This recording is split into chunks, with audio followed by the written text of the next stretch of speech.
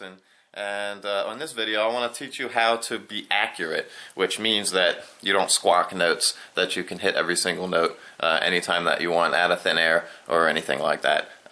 So I'm not going to talk too much in this one and really explain things. What I'm going to do is I'm just going to go over some exercises that will help you to be more accurate, and I think that more than they'll help you to be more accurate, they'll make you more accurate, because these exercises are built specifically to train your body how to hit a note out of nowhere, or how to hit a note after a long phrase and you have to hit another note. So I'm going to just go over 3 exercises, and I'm going to show you exactly what to do. And if you practice this way, you'll be an incredibly accurate trumpet player, and I assume that your range will probably increase a little bit, or at the top of your range you'll be more comfortable there. You won't feel like you have to stress and kill yourself to get those notes out, and that really helps to make you more accurate, because you'll have confidence that you're always going to hit that note. So let's get right to that. Okay, so the first exercise that it really helps in you just being able to hit a note out of nowhere is what Mac Golahan taught me. It's called target practice. And I thought that it was kind of interesting, and I never really thought of actually doing that, because I thought that it was silly, that you know, it couldn't possibly really help, but it really does help. And what he did was, I says, Mac, I says, how do you be so accurate? I went to a gig that he played, and he played all night long, and he played lead trumpet, and he didn't miss a note the whole night long. And I mean, this guy's playing like double C's all over the place, you know. So I said, Mac, I said, how do you hit every note right on the money, in tune, no problem? And he goes, I'll show you. And he takes his trumpet out and he goes, it's called target practice. And this is what he did. He just played a note. He says, you play a note really short and simple, and then you take the horn off your face. You let your face go back to normal.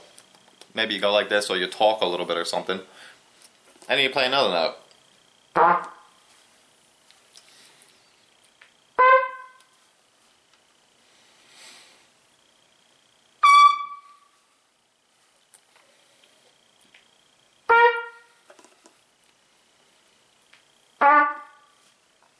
And what that helps you to do is it helps you to be able to just hit a note out of nowhere, because every time that you take the horn off your face is going back to normal. So it's like you're sitting there counting measures for your next entrance, and then out of nowhere, bam, you get to hit a note. So I've adapted it a little bit to help you with memory and sight reading as well. And what I've done was I take 3 notes, and I played them successfully. I say I'm going to play a C sharp above the staff, I'm going to play a B in the staff, and I'm going to play a G below the staff. And you use that same technique. You go C sharp, B, and then G. And then when you can do that, maybe like, if you could do that 3 times in a row without missing a note or without squawking a note, then you're doing really well. And so you take it a little bit further. You say, alright, now I'm going to play 4 notes. And then after you can play the 4 notes fine, then you can play 5 notes. And you can remember these notes, and you can remember where they are. So when you see something on a page, you can remember longer than you used to be able to. Like most sight readers, they can read like maybe one whole measure at a time, or maybe like one whole phrase at a time. And there's sight readers, a lot of saxophone players that are sight readers. I don't know how they do it, but they can read like maybe 6 measures before what they're actually doing at that time. So it really helps to be able to expand your memory in this way. And this helps a little bit with that. Like, there's other things that you can do to become a great sight reader. But this really helps with that because you're remembering more and more and more and more and more and more longer and longer and longer phrases, so that when you get to a piece of paper and you're reading it, you can really see those notes, and your memory will expand, so you can just look at a whole page, and your memory for that whole line is there before you even start the line. So that really helps out with that. So target practice, I would say, is the #1 thing to make you just be able to hit notes out of nowhere. Okay, so that was target practice, and target practice is really cool. It really helps, and it's easy to do. So I don't see any problem with somebody doing that maybe like 10-15 minutes out of the day, and within like a month your trumpet playing is going to be far more excellent than it used to be. Now another thing that just a quick side note is that whenever you're playing like in the high register, or whenever you're just pounding out notes here and there and all that, something that really helps is when you're done that, just to play like a low G or something.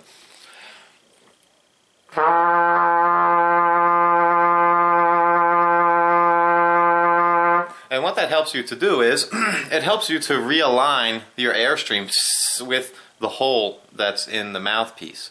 Because a lot of times when people are playing in the high register, or even like just around the top of the staff, the mouthpiece has a tendency to go down. And so now what you're doing is, instead of the airstream going straight into the hole in the mouthpiece, it's kind of like hitting the top of the mouthpiece, and it's going down, and it has to go into. So it creates a lot more pressure and a lot of inconsistencies that'll make you not hit notes that you should be hitting, just because you don't have that alignment back.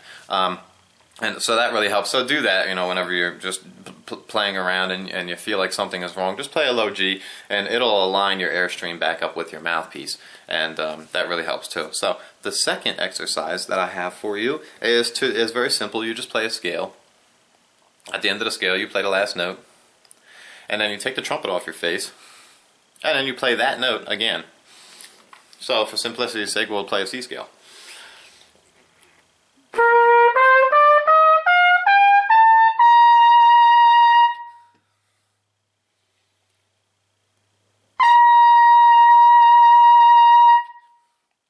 And that's the exercise, and you play that with all different scales. You can play that with the blues scales, you can play that with any scale, it doesn't even matter. You can even play that with like patterns of scales.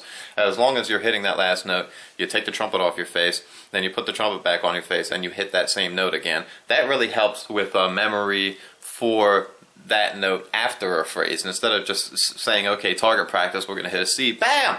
You're going da-da-da-da-da-da-da, and it really helps you to have a memory of what that note is, with the pressure, with the embouchure, with the your breathing, and everything like that. So that's the second exercise, and it's really easy to do, and you just have to take some time to say, okay, I'm going to do that, and your trumpet playing will increase monstrously.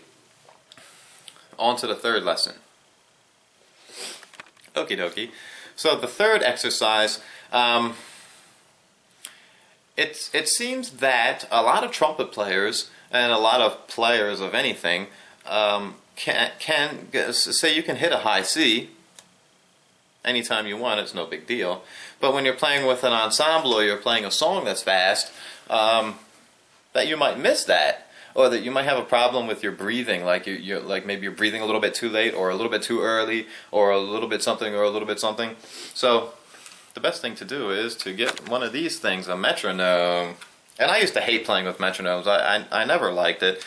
And then I would wonder why, when it was time to play with an ensemble, that I would be missing notes, and I would be sort of short on phrases time-wise and things like that. And the reason why is because I never played with a metronome, or I never played with a track like coming off the computer or something like that. So this is a metronome, and it's set at 104, so we'll just leave it at that. So what you do is you pick a note just like target practice. Tick, tick, tick, tick, tick. It's the most annoying thing in the world, but I think my battery's dying too. Stay alive for me. So here we go. This is counting 1, 2, 3, 4. 1, 2, 3, 4. So what I want you to do is, just like target practice, you're going to take the You would put the horn on your face, play your note, take the horn off your face by the time the next note comes. So what we're going to do is we're going to play a note. I'm just going to play a middle C on the first beat. So you give yourself 4 beats. Here we go. 1, 2, 3, 4, and then 1, 2. All right, and then what you do is you go to from the first beat, take the horn off your face, put it back on your face, set for the next time. So the next time you're going to play it on the second beat. So here we go. 1, 2, 3, 4, 2, 3, 4, 1, 1, 2, 3, 4, 1, 2, and you just go like that. You play it on the first beat, you play it on the second beat, then you play it on the third beat, then you play it on the fourth beat. And this really helps with your timing, and it really helps with your breathing, because say you've got a phrase that's starting on the upbeat of 3, and maybe you've never even actually played a string of notes or something at the end of a third beat. You don't know what that feels like. You don't really know when to breathe. So you might breathe early and then have this compression in you, bam, and then you play the note and you might miss it. Or you might, oh, it's coming up, and you miss the note, or you'll squawk it out, or maybe you'll be like a touch behind the beat or something like that. So those are the 3 exercises, and I'm sure there's many more, and I'm sure that you can come up with your own to become a more accurate trumpet player. And the whole issue is, when do you breathe? What does that note feel like? And as long as you have those 2 things in check, then you're going to be a very accurate trumpet player. You're going to very hardly ever miss a note, and you'll be conditioned to pay attention to these things while you're playing. And certainly when you do things so many times, it becomes like second nature, and you don't have to think about it anymore. But from the get-go, you have to think about it, you have to pay attention, and you have to do exercises at home, because you'll never be able to play anything that hasn't already come out of your horn before. In practice, you're not just going to go to a gig and all of a sudden God is going to take your body over and you're going to be an incredible trumpet player. You really must practice these things to be what you want to be. So thanks for watching. If you have any questions or anything, give me a comment, and I'll be sure to check you out and see what's going on. Perhaps I can help. Thanks for watching.